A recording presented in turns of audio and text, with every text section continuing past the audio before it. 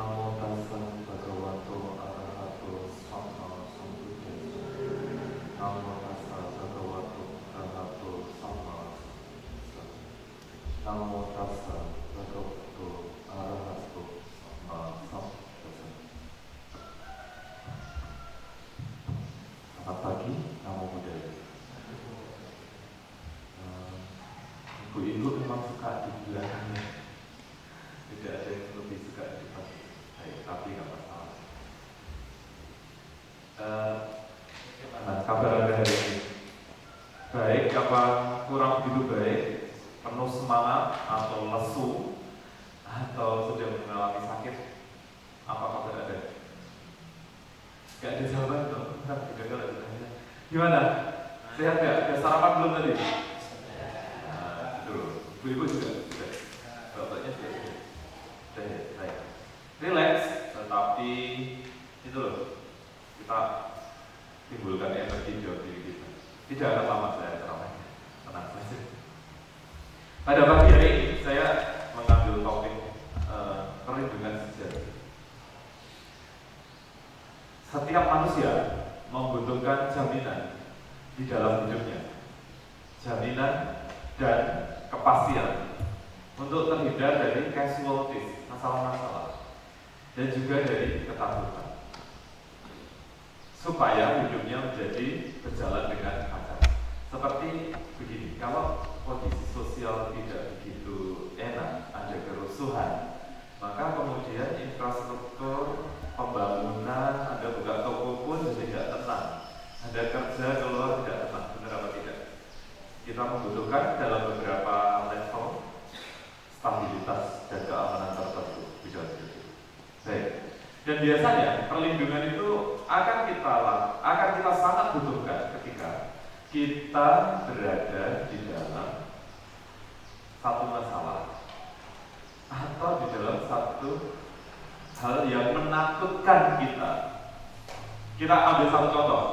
Saudara mesti sudah sangat akrab dengan COVID-19, benar nggak? Corona yang bermula di Wuhan.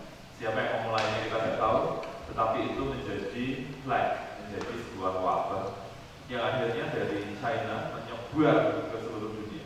Dia tidak airborne memang, tidak ditularkan lewat udara, tetapi lewat cairan-cairan di tubuh manusia, kontak, terus akhirnya menyebar ke banyak negara. Bahkan Indonesia pun sekarang sudah 4 orang terkena.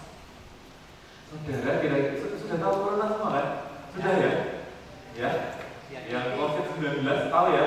Sangat-sangat tahu ini karena media betul-betul menyebar-nyebarkannya. Saya mau tanya kepada ketika ada SARS dulu dan flu babi ya, dan flu burung, MERS sama SARS yang pernah marah dan mematikan jumlah korbannya juga tidak kalah dari corona, itu orang ya ada yang takut, ada yang tidak, masih bisa melakukan perjalanan ke luar negeri dan sebagainya.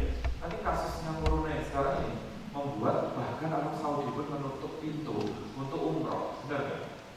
Ditutup karena dia ketakutan sekali, manusia banyak sekali di situ, sekali terinfeksi banyak sekali nanti orang yang akan kena infeksi.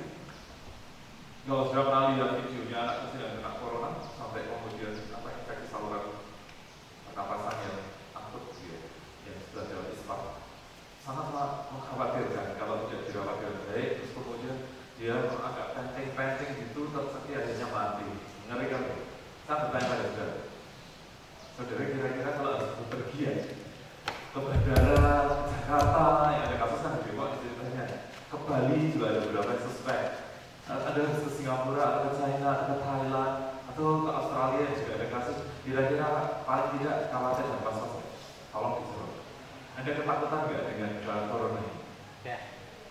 Nah, iya apa tidak? Iya. Iya. Kalau iya, ceramah saya untuk Anda.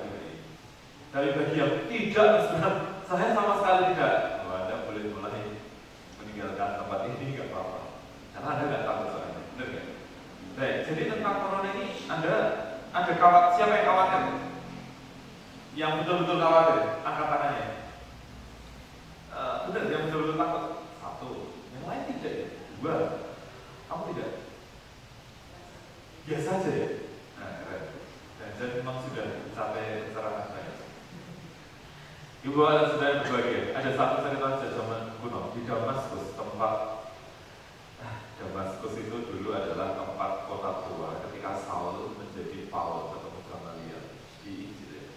Tapi dulu pernah ada plague, pernah ada wabah yang menewaskan banyak orang, hampir 80 populasi itu mati, 80%. Nah, saat ada seorang ini ada ceritanya, ada orang yang mendengar tentang cerita di Damaskus, dia ketemu sang maut, namanya juga cerita ya, mautnya itu lewat gitu. Mungkin kayak malaikat yang hitam kayak itu ya, sabit gitu ya. Ini ada orang bertanya, di Damaskus ada 5.000 orang mati. Kamu memang mengambil 5.000 orang ya? Enggak. Jatahku itu cuma ngambil 1.000 orang. Nah, terus 4.000 itu mati karena ketakutan. Tapi kepanikan dan ketakutan itu ketika corona ini terjadi pada kita enggak sih awal-awalnya? Paling tidak kekhawatiran terjadi enggak? Terjadi enggak? Jadi, ibu-ibu enggak terjadi. Gimana? Khawatir. Kamu Pak Penerjemah? Khawatir enggak? Khawatir. Kamu sister? Khawatir enggak sebetulnya? Itu nanti jual semua orang loh. Di pabrik-pabrik itu jangan-jangan tangganya railing untuk elevatornya ada cairan-cairan orang ini. Siapa tahu dia nanti inkubasi oleh corona gitu. Ya Bang? Nah sekarang kalau memang ada outbreak seperti corona, ada sebuah wabah seperti itu kan sesuatu yang sangat-sangat objektif, ya enggak? Bukan subjektif. Anda harusnya takut, khawatir, atau cuek, atau bagaimana sikapnya? Orang pikir begini, Mas Fadil, baik. Takut boleh nggak? Dikit aja ya. Mas Fadil, takut sedikit aja nggak apa-apa. Boleh berbagi.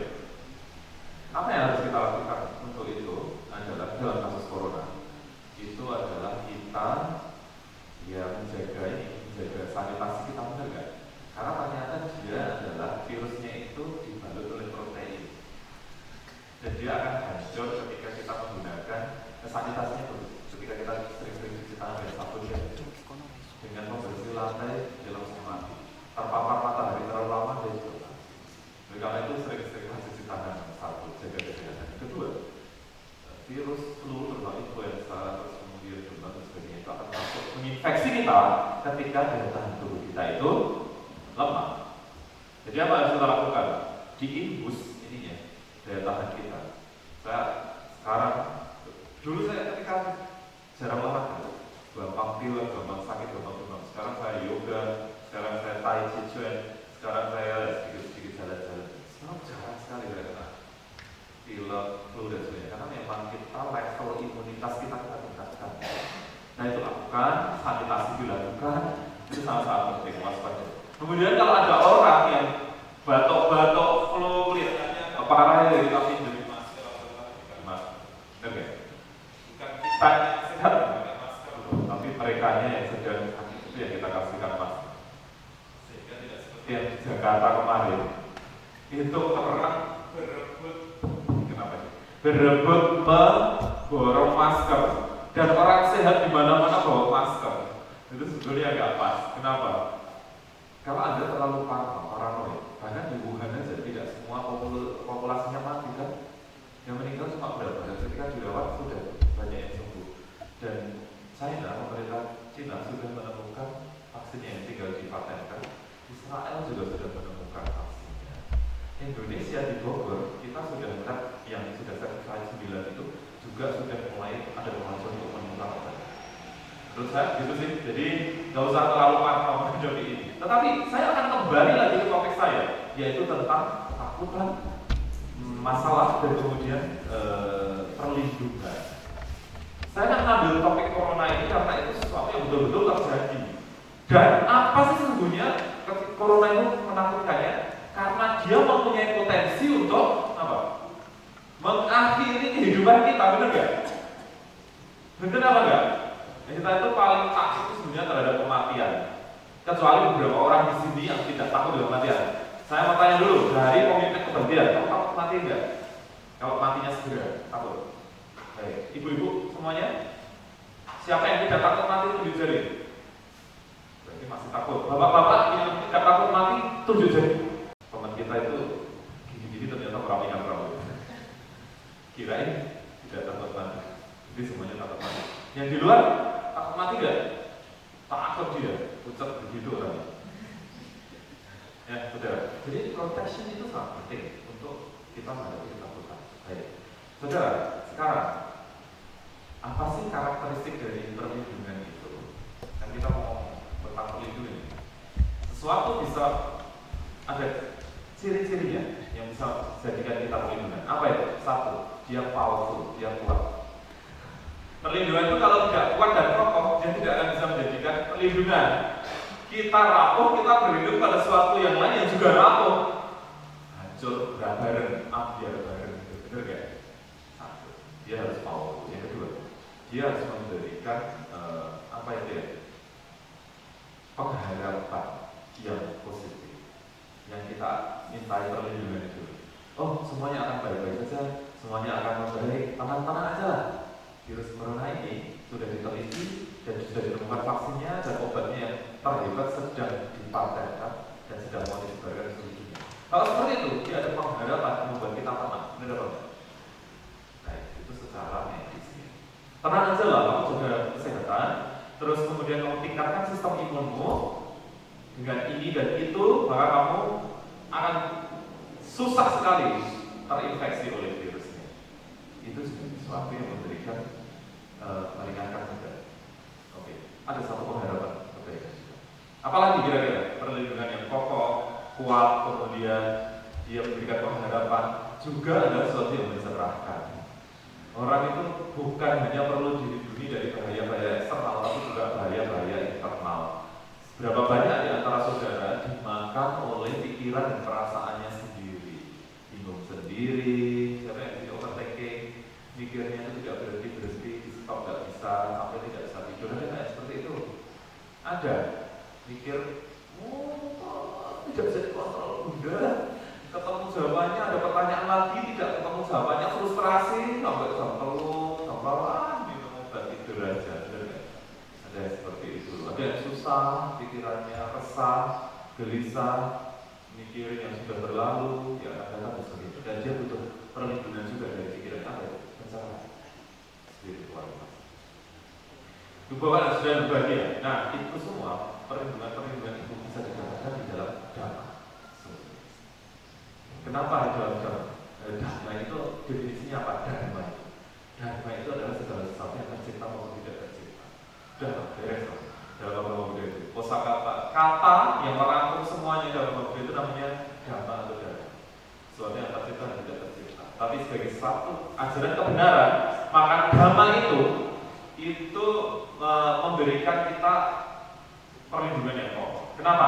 Satu, dia memberikan kita pencerahan. Karena dhamma yang nomor satu itu adalah pengertian yang benar. Pengertian yang benar terhadap segala sesuatu, termasuk tentang virus corona itu juga kita harus ngerti. Dia virusnya bagaimana, rantainya bagaimana, perjalanannya virus bagaimana, terus dia itu hancur karena apa? Karena dia dibalut sama oleh protein. Persebarannya bagaimana cara mencegahnya, begitu kita tahu itu. Nah, kita 50, 60, 70% sudah bisa tenang. Kenapa? Kalau aku imunku bagus, sanitasiku bagus, aku akan sangat-sangat susah tertular. Kemudian aku tidak tereksposur ketika mungkinlah ada travel warning ke sana, aku tidak sanggup. Semua kegiatan di UGM yang harus melibatkan internasional dibatalkan semua, UNY dibatalkan semua. Kita mau membuat konferensi Buddhis internasional, kita sedang ketar-ketir juga ini. Soalnya dulu beberapa profesornya di Asia Pasifik, kebetulan saya juga salah satu panitia, itu sudah mereka sudah konfirmasi akan datang ke Indonesia. Tetapi mereka hanya wait and see untuk melihat bagaimana persebaran 4 orang yang di Indonesia itu. Dia bisa ditangani apa enggak, bisa dimitigasi apa enggak. Kalau enggak ya kita harus mereschedule jadwal kita untuk konferensi Buddhis internasional yang akan diadakan itu. Karena mungkin bisa jadi volunteer nanti kalau itu. Nah, jadi di dalam dhamma itu ada pengertian benar, itu yang harus kita pegang pertama. Kemudian dhamma itu memberikan kita praktek yang langsung berhubungan dengan masalah penderitaan dan bagaimana menyelesaikan masalah itu. Itu yang meringankan beban kita. Saya sedang ditemui oleh seorang teman yang mau ambil S3, seorang pendeta Kristen. dan dia bagaimana agama Buddha bisa mengatasi pasien yang terminal ill karena gagal ginjal. Tetapi intinya dia mau mengkompilasi dari agama-agama itu doa-doa apa yang manjur untuk mengatasi satu ketakutan orang yang jelas-jelas mau mati. Saya bilang, ya doa ada sih di agama Buddha, tetapi bahwa kita memberikan pengertian kepada si pasien yang sedang terminal ill ini untuk menerima kondisinya sekarang dan bagaimana cara menghadapi ketakutan, menumbuhkan kesadaran apa yang kamu rasakan sekarang. Kamu ketakutan. Apakah ketakutan kematian yang tidak terelakkan itu sekarang sedang mencekikmu dan sebagainya? Di dalam Buddhisme itu yang penting. Tapi dia mengatakan, oh tidak, saya membutuhkan doa 4 doa untuk menenangkan hati, 5 doa untuk menenangkan suasana, dan 2 doa untuk berkomunikasi dengan Tuhan. Nah, kan tiap agama punya skema sendiri tentang doa. Ya pokoknya harus seperti itu. Kamu itu berarti kolonialis dong, aku bilang gitu. Karena Anda memaksakan mau tahu sebetulnya agama-agama itu memonselingi orang yang sedang terminal ill, tetapi harus dalam kerangkanya dia gitu loh. Aku doa kepada Bapak begini, kamu di Buddha doanya kepada Bapak gimana?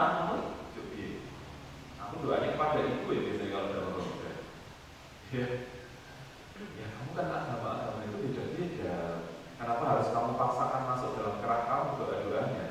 Mungkin kalau di tempat kamu kan coping menghadapi sesuatu yang tidak terelakkan, misalnya dia sudah mikir nih, kalau cuci darahku hemodialisisnya ini nanti gagal, sudah aku gagal ginjal complete renal failure-nya itu memang sudah sampai waktunya aku mati, aku harus bagaimana menyambut kematian? Kan di Buddhis ada konselingnya kayak gitu. Ya ada doa, ada mantranya, ada parita, ya ada konselingnya gitu loh. Tapi aku gak butuh yang seperti itu. Aku butuh doa 4 untuk membuat hati tenang, 1-2 doa untuk lingkungan, dan 4 doa untuk Tuhan. Dan kamu harus sediakan itu. Ya udah kamu cari sendiri aja, saya bilang gitu ya. Baik, itu saya mau mengatakan bahwa ini penting, mitigasi dan perlindungan ini. Dan saya tanya kepada dia, balik ini saya sedikit keluar dari topik ya. Saya mau tanya, apakah orang yang sudah kamu doain dengan caramu itu, yang terminal ill, itu terus kemudian mereka jadi tenang? Ya enggak sih, berapa persen yang tenang? Kebanyakan malah tambah takut mati. Sama aja loh berarti kamu.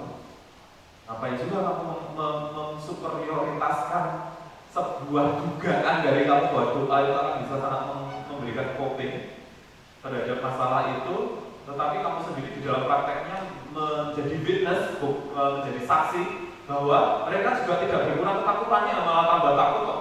Soalnya apa? Aku didoain ini. Berarti kesimpulannya kalau tidak sembuh, dan dia lihat sendiri orang-orang yang kena gagal ginjal itu juga orang-orang pintar biasanya.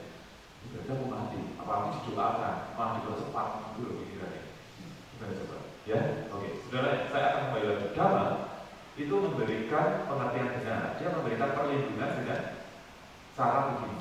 Buddha pernah mengatakan orang yang melaksanakan dhamma, dia akan juga dilindungi oleh dhamma. Sang Buddha pernah mengatakan di dalam Majjhima Nikaya, dia mengatakan ini, janganlah takut. Kenapa? Karena tidak akan terjadi padamu apa yang bukan bagian dari karmamu. Jadi perlu dicatat sama kita. Jangan takut karena tidak akan terjadi padamu apa yang bukan bagian dari karmamu. Saya tahun 2003 kan sudah pemerintah Amerika. Saya studi di sana selama 2 bulan, mengunjungi deputi ke seluruh state di Amerika. Jadi yang jadi masalah bukan itu. Ketika saya dari Singapura terbang ke Narita, di Narita kemudian saya delay selama 3 jam. Setelah itu dari Narita flight directly ke Amerika Serikat 20 jam, dan kita mengikuti putaran bumi. Jadi nggak pernah ada malam. Yang jadi masalah ketika mau masuk ke Hawaii, kita masuk ke dalam awan merah yang sangat-sangat ditakuti kalau dalam penerbangan. Masa turbulensi? Nah, itu apa pikiran saya? Karena sepertinya berpetir, terguncang, naik turun, habis semua, banyak doa keluar, banyak orang menjerit-jerit. Kemudian ada orang yang tidak beragama nampaknya, itu banyak minum Red Wine itu loh, mungkin untuk membuat syarat-syaratnya menjadi agak kendor dan menjadi tidak takut. Orang yang tidak beragama itu punya coping sendiri. Orang-orang yang beragama baca-baca mantra dan doa menyebut Tuhan, dia minumnya Red Wine, aku dan minum Red Wine terus. Aku saat itu belum terbiasa, mungkin kalau sekarang malah aku juga itu. Terus kemudian apa ya, ada dalam pikiran dia, nggak jadi nikah, langsung berpikir itu pada saat itu. Tapi kemudian saya teringat pada saat krisis itu kata-kata sang Buddha yang mengatakan jangan takut, tidak akan terjadi padamu apa yang bukan bagian kamu. Nyatanya saya masih hidup pada saat itu. Memang saya nggak ada jatah untuk mati pada saat itu. Mungkin contohnya besok-besok lah. Pada saat apa? Saya pengennya sih matinya tua ya. Tapi kalau nanti soalnya masih pengen tiktokan kalau saya. Masuk belum tiktokan mati itu enggak. Oke, sudah berbahagia saya ya tanda. Tetapi di dalam dhamma ada kata-kata itu. Jadi ini saudara waspada boleh, tetapi jangan terlalu takut. Karena apa? Kalau itu bukan bagian kita. Nah, terus kalau gitu kita boleh seenaknya aja mas bro. Enggak juga, itu harus waspada.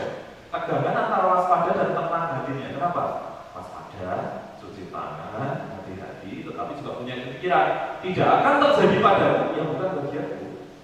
Kalau Anda tidak punya karma buruk yang sangat berat, tidak akan mati kena virus corona, tiba-tiba airplane crash, ditabrak, kecelakaan, jadi korban salah peluru nyasar ke badan, tidak akan kena juga. Saudara akan terlindung entah apa caranya, gitu loh. Dengan cara. Baik, sudah. Saya sekarang berikan dua contoh tentang mindset ini penting. Pernah mendengar cerita tentang Yagyu Tajima no Kamimune no. Ini adalah seorang pelatih pedang shogun di Jepang. Dia disuruh melatih ilmu pedang. Dia saat melatih perang tidak pernah kalah. Kemudian ilmu pedangnya luar biasa, ciamik sekali. Dia datang ketika diundang oleh shogun untuk melatih pasukan khususnya. Dia mengamati orang lain yang dilatih. Ada satu orang yang masih muda. Dia datang. Kamu guru pedang kan? Bukan. Kamu bisa bermain pedang kan? Bukan.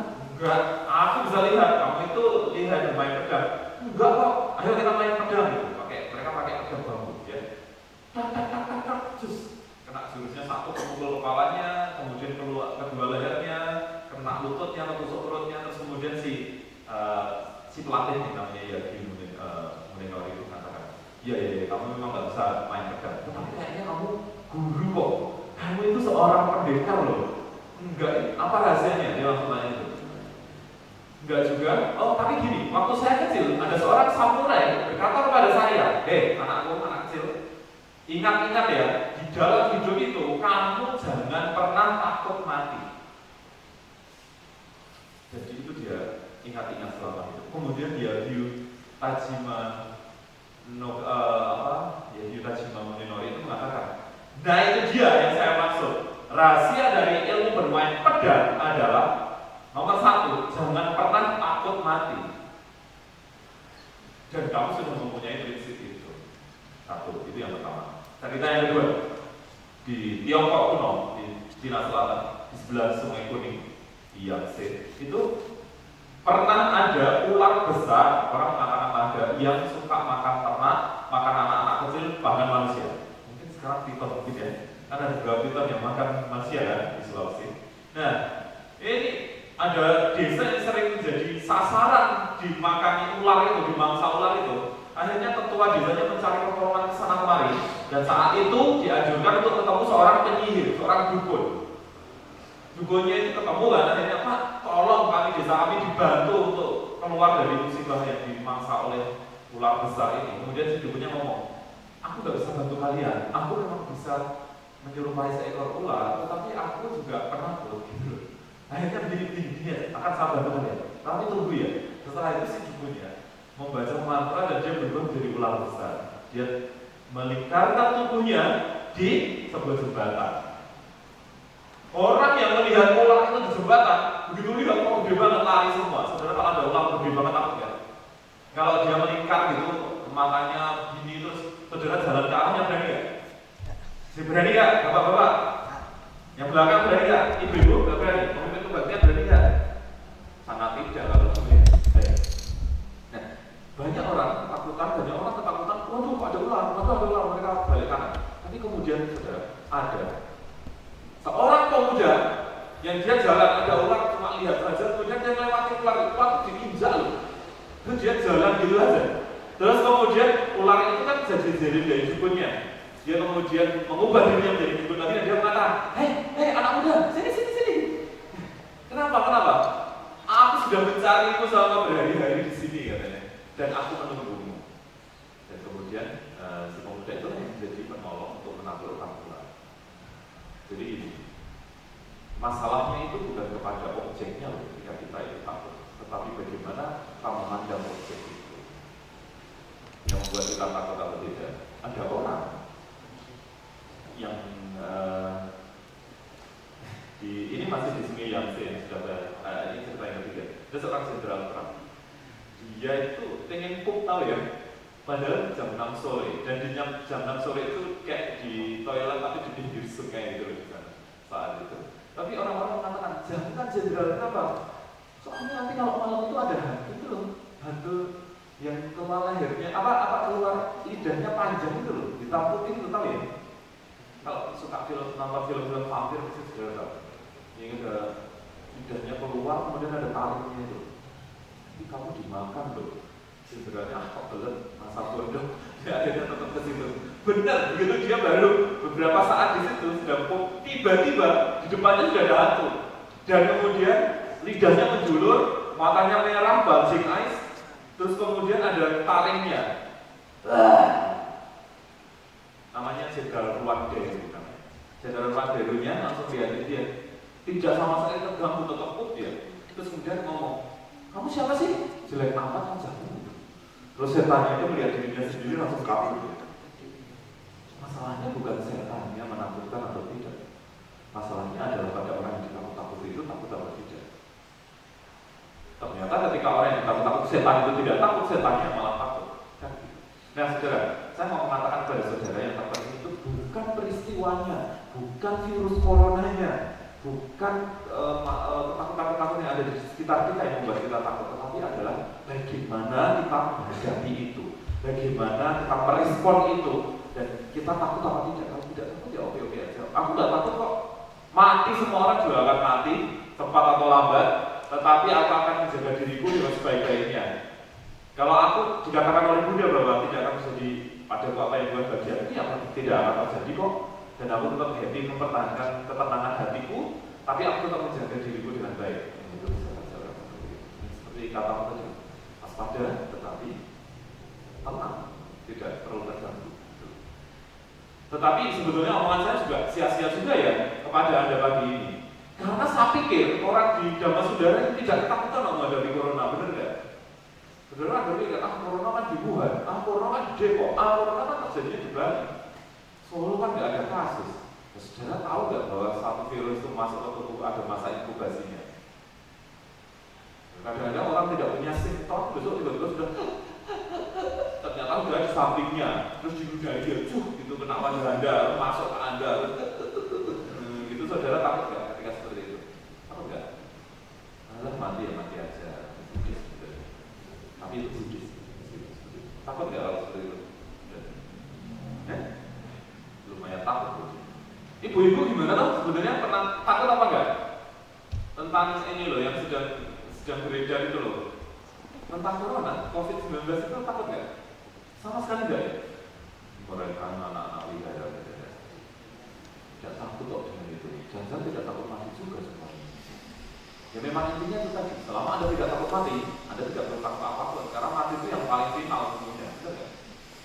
Yang menjatuhkan orang itu kan takut pada mati semuanya. Kalau saudara mati aja udah nggak takut ya, jangankan corona, benar nggak? HIV datang itu sudah mesti Anda bakal takut. Mau mati aja nggak takut, atau sudah. Nah itu yang saya takut pada wihara Dhammasudara. Umat-umatnya kesimpulannya sama sekali tidak takut dengan corona, benar kan? Jadi kita takut direkam. Nanti bisa disebarkan ke seluruh penjuru tanah air bahwa orang Dhammasudara bisa jadi contoh. Mereka sama sekali tidak takut, tapi saya curiga sebetulnya bukannya tidak takut, tapi orang gagas, masa bodoh cuek. Tetapi karena memang bodoh gitu loh, nggak maksudnya bukan itu, karena memang gablek gitu loh. Ya udahlah hidup jalani aja, nggak usah terlalu mikir mati ya mati, hidup ya hidup gitu loh, saudara. Benar nggak? Ya malah bagus lah. Saudara, saya kembali lagi ke tentang perlindungan. Perlindungan yang sejati itu adalah pada Dhamma, dan Dhamma itu terletak di dalam hati kita. Ini saudara catat. Perlindungan sejati itu bukan pada objek-objek luar, pada patung Buddha, pada bunga-bunga ini, pada dua patung ini, atau pada naga di atas bomnya itu, atau yang ada di, yang saudara katakan di kalung-kalung ada itu loh. Wah, ini sudah dibelasin oleh ibu ya, bukan di situ sebetulnya yang sejati. Di mana? Ya di dalam hati saudara. Ketika saudara sudah menginternalisasikan pengertian benar, gablek seperti itu tadi loh. Mati ya mati aja lah, hidup ya kita jalani itu aja lah. Itu perlindungannya di dalam diri Anda, benar ya? Takut itu setan, virus mau mendekat lah, ini nggak enak dimakan dagingnya pahit orang. Jadi nggak udah mati benar seperti di Damaskus tadi. Waduh jangan-jangan ini corona ini kok sebelah gua nggak tahu ya. Waduh jangan-jangan kena virus ya. Terus aku menjadi parno, ternyata dia tidak sama sekali tidak ada tentang itu. Ya sudah, jadi perlindungan sejati itu di mana? Perlindungan sejati itu terletak pada dhamma, dan dhamma itu di dalam hati kita, di dalam diri kita sendiri. Itu saja sesungguhnya kesimpulannya. Jadi saudara happy aja lah. Ketika saudara sudah menjalankan dhamma, maka dhamma itu akan melindungi saudara. Di dalam dhamma pada dikatakan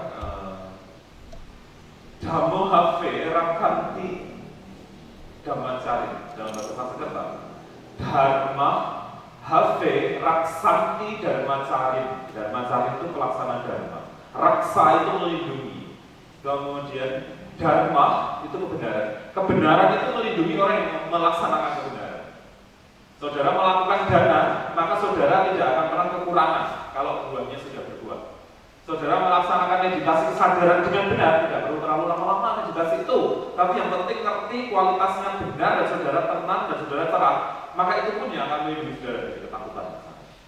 Saudara melakukan banyak abaya dana, melakukan function misalnya, membantu orang dalam kesulitan. Ya tidak ada senjata, tidak ada empat unsur tanah, api, air, udara bisa melukai saudara.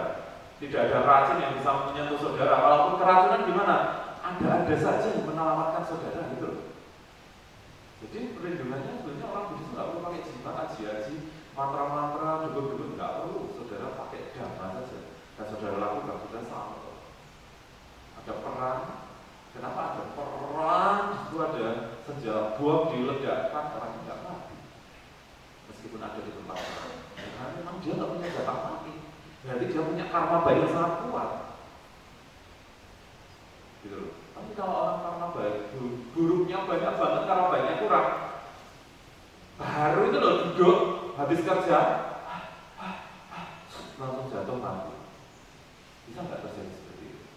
Sangat bisa. Ada orang yang tidak menjaga kesehatan dan bagaimana tiba-tiba kena stroke, kena diabetes. Ada loh orang sampai tua tidak sakit apa-apa.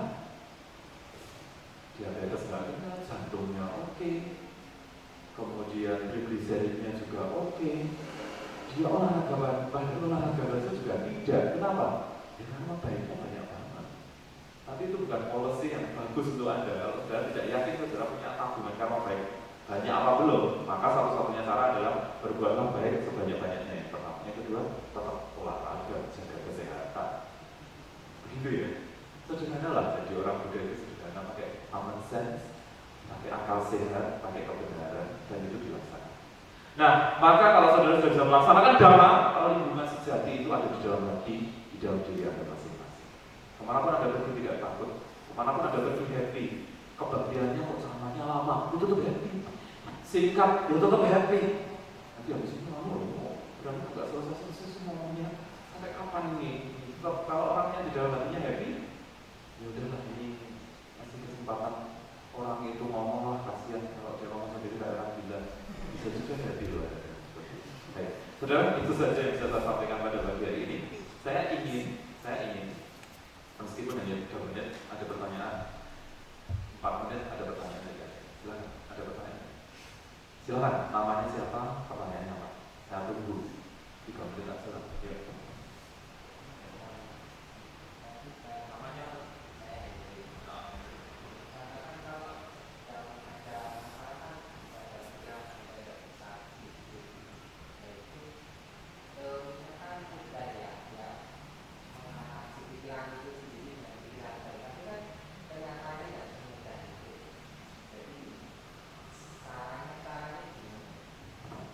Ini pertanyaan sangat bagus. Orang yang overthinking Overthinking is the cause of so many unhappiness. Jadi orang yang overthinking itu biasanya dirampas kebahagiaan karena gelisah dia, tegang di wajahnya, gelisah hatinya. Tidak cukup hanya dikatakan kamu berhenti, nggak bisa berhenti. Apa yang harus dilakukan? Ya dikasih kesadaran. Orang-orang yang overthinking, saya kan di Karangjernih ngajar di ketua divisi meditasi.